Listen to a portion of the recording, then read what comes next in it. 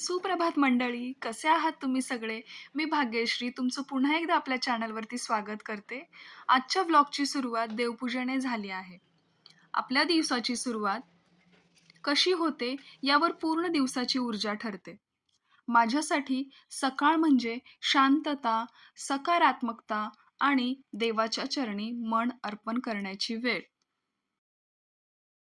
सकाळी उठल्यावर सर्वात आधी मी देवाचे स्मरण करते. डोळे उघडताच मनात एकच भावना असते. मी खूप नशीबवान आहे. मला जे काही दिलं आहे त्यासाठी. देवा आजचा दिवस सुंदर जावो, मला योग्य मार्ग दाखव. ही पूजा म्हणजे केवळ देवाची नाही, तर आपल्या मनाचीही असते. त्या शांत वातावरणात मंत्रजप किंवा आरती म्हणताना मनाला खूप समाधान मिळते. त्या काही मिनिटात मन शांत होतं, चिंता कमी होते आणि आत्मविश्वास वाढतो. देवपूजा म्हणजे फक्त एक सवय नाही, तर ती आपल्या दिवसाला योग्य दिशा देणारी सुरुवात आहे. सकाळची ही काही मिनिटं आपल्याला दिवसभरासाठी सकारात्मक ऊर्जा देतात. कारण जिथे श्रद्धा असते, तिथे शांती आणि समाधान आपोआप येतं.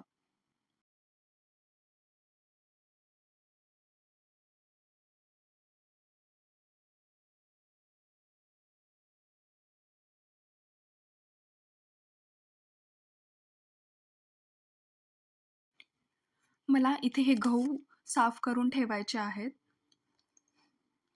तर अगोदर मी गव्हाच्या कोठीमध्ये बोरिक पावडर टाकते आणि मग गहू साफ केल्यानंतर गव्हामध्ये पण बोरिक पावडर मिक्स करून ते स्टोअर करून ठेवले.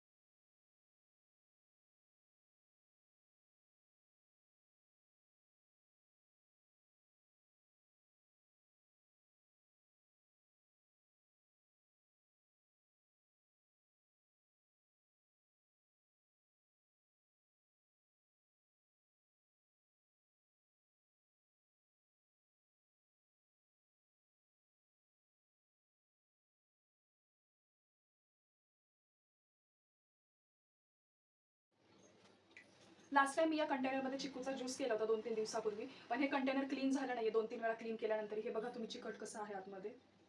बाहेरून पण दिसतंय ते क्लिअरली. आणि याच्यामध्ये पण आहे. तर आता मी हे क्लीन करणार आहे. चला मी तुम्हाला दाखवते की मी कसं क्लीन करते हे.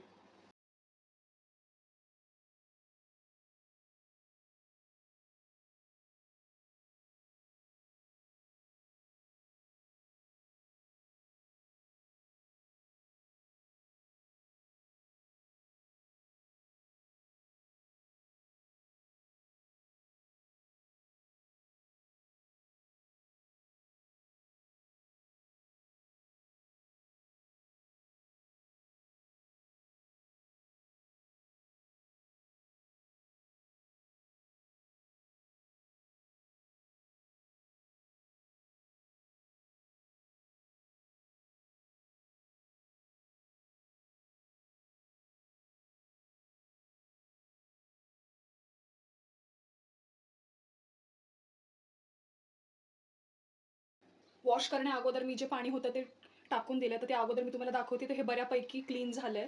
इथे थोडंसं जे राहिलंय आता मला वाटतं ते गरम पाण्यामुळे थोडं स्क्रबरने निघेल. इथे थोडंसं जे राहिलंय ते.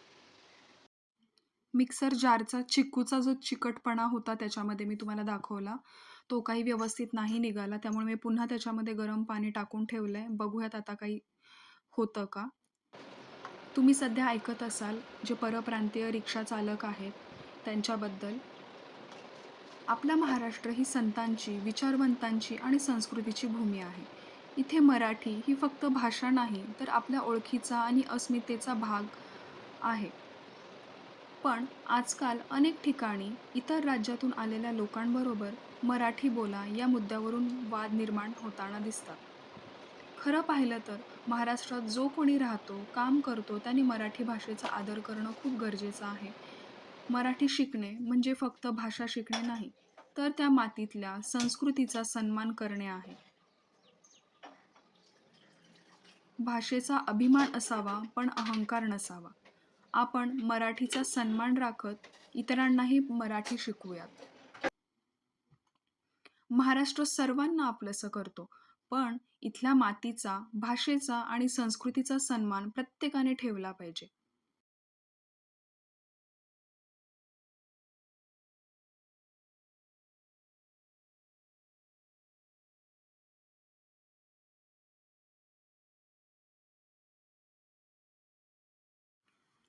माझं स्वतःचं असं ठाम मत आहे, की मुंबईसारख्या किंवा पुण्यासारख्या मोठ्या शहरात राहणाऱ्या आपल्या मराठी माणसांनी बाहेर कुठेही गेल्यावरती, दुकानांमध्ये गेल्यानंतर ही मराठी भाषेत बोलायलाच सुरुवात केली पाहिजे. भाजीवाल्यांकडे गेलोही, तरीही आपण मराठीमध्येच बोलायला सुरुवात केली, तर त्या लोकांनाही कळेल, की नाही महाराष्ट्रात लोकं मराठीलाच जास्त प्राधान्य देत आहेत. पण काही अंशी आपली सुद्धा चुकी आहे. कारण आपण बाहेर पडलो, की हिंदी किंवा इंग्लिशमध्ये गोष्टी बोलायला सुरू करतो. चला, आज आपण सर्वजण मिळून असे ठरवूयात, की बाहेर कुठेही गेलो तरी आपण आपले संभाषण फक्त मराठीमध्ये करू आणि समोरच्या लोकांनाही मराठीमध्ये बोलण्यासाठी प्रोत्साहित करू.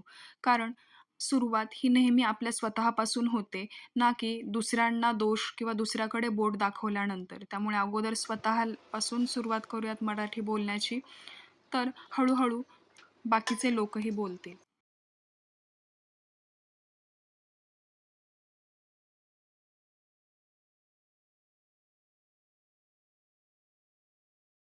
आज डिनरमध्ये मी डाळ बनवली आहे. मिक्स डाळ आहे. मूग डाळ, तूर डाळ आणि मसूर डाळीची आमटी बनवली आहे. आणि इकडे हे फेवरेट फूड आहे आमचं, बट्टी. तर डाळ बट्टीचा प्लॅनिंग आहे आज. मी अशा शेप्समध्ये कट केल्या आहेत. टेस्टला छान झाल्यात. ह्या कच्च्या खायला पण खूप छान लागतात. तर आता मी फ्राय करते ऑइलमध्ये.